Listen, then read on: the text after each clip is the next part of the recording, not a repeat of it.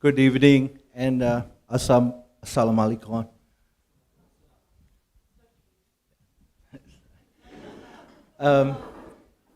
On the 29th of August last year, I was just 1 kilometer outside of Rafah city on the Israeli side at the place called Kamp crossing, where Gaza Humanitarian Foundation, so-called, has set up death traps to shoot hundreds of Palestinian children, youth, and anyone who could walk to get some aid to these 4 distribution sites. I heard explosions inside Gaza, near Rafah city at the time, and I was with the interfaith delegation of about 30 Jewish, Christian, Hindu, and myself as a token Buddhist to bear witness. I also saw the Israeli occupation force troops on Humvee and other vehicles, tanks, with their made in USA and made in Israel weapons, coming out after their morning rounds of genocidal slaughter for cold drinks for a break before they go back for the second round. On the way to Kamp crossing, we stopped at this kibbutz inn, not too far from Nova Music Festival site. There were a number of Israeli human rights rabbis waiting to have a dialogue with our delegation. There were 2 Palestinian sisters from Michigan and from Washington, D.C., Tamara and Heber. They're descendants of the Nakba survivors, that they'd never been to their country of their ancestors. They refused to get off the bus to meet with the Israeli human rights rabbis and other activists, because they just could not bear the thought of having to dialogue and hear the other side's story when we, from the bus, could hear the bombs exploding. Imagine that. The IOF airplanes and drones were dropping bombs and killing thousands of children a few miles away, and we were invited to have dialogue with these, good Israelis. And both out of solidarity and my own understanding of genocide as large-scale, premeditated destruction of a people, either in whole or in part, happening concurrently, I stayed with them on the bus. The rest of the delegation went to have a dialogue. The reason I refused to have a dialogue with the institutions or members of society that have crossed the line of destroying a people from the very foundation, physical, spiritual, educational, health, food systems, everything. It's simple. Once a society, once a political state, once a political regime reach a point of unleashing the genocidal destruction in the manner that is most unconcealed, most sadistic, in the way Israel has been doing for the last 2 years, it's simple. You cannot dialogue and come to an agreement with your genocidal killer. It will be like having a cup of tea with... It would be like having a cup of tea with a bunch of SS officers at Auschwitz before you were marched to the gas chambers.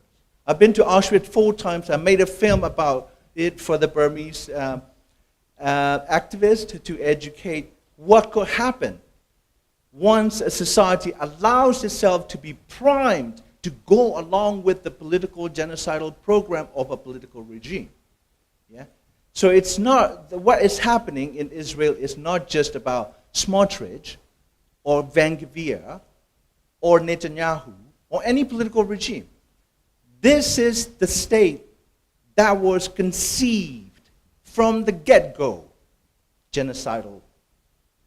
Munta Isaac, who we had a long conversation, said Israel is a terrorist state, a settler colony, built on genocide and terrorism.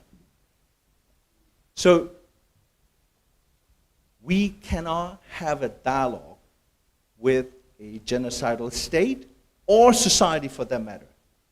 Hear me out.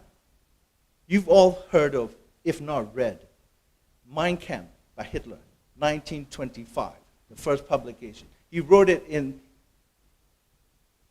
jail when he failed the first coup to take over Germany in 1923. A few months ago, about 40 former heads of security agencies, including Shabak or Shin Bet, Internal Security Agency, and IDF commanders, they got together, and one of them, Moshe Yalon, who held the defense minister's portfolio, former general, chief of staff of the Israeli army, IDF, said these words: Israel is pursuing, in quotes, these are his words, not mine, Mein Kampf in reverse. Today, it's no longer perverse, let alone criminal, to compare Israel to Nazi Germany of 1940. It's not an expression of fear and loathing of the Jewish people to say that Israeli society has already in that space of Nazi-like mental state.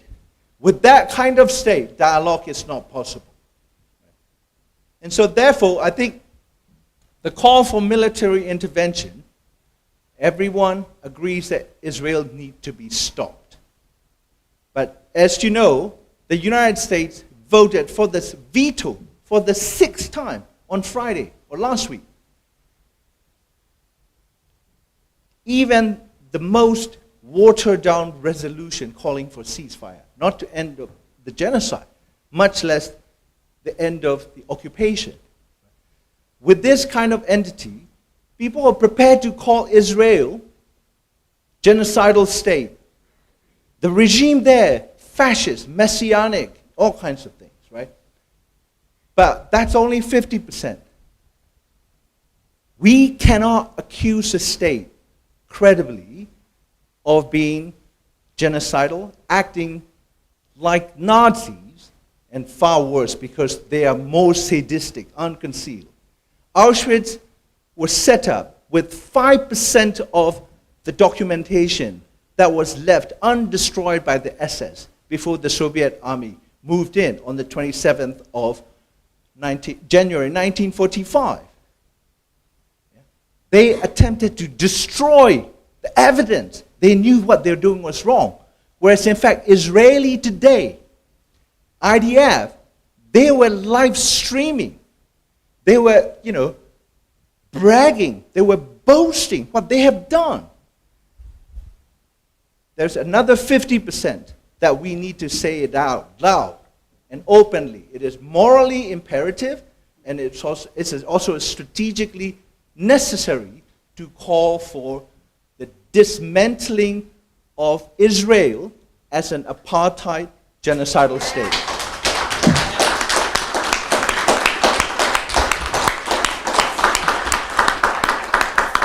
Finally, genocides are no conflicts. Genocides are no wars. There is no conflict between Palestinian people of different faiths and the Jewish people. Genocide happening today is a one-sided attempt to exterminate the people for want of their land. Therefore, I call for dismantling Israel as apartheid state in exchange for peace and security of Israeli people. Thank you very much.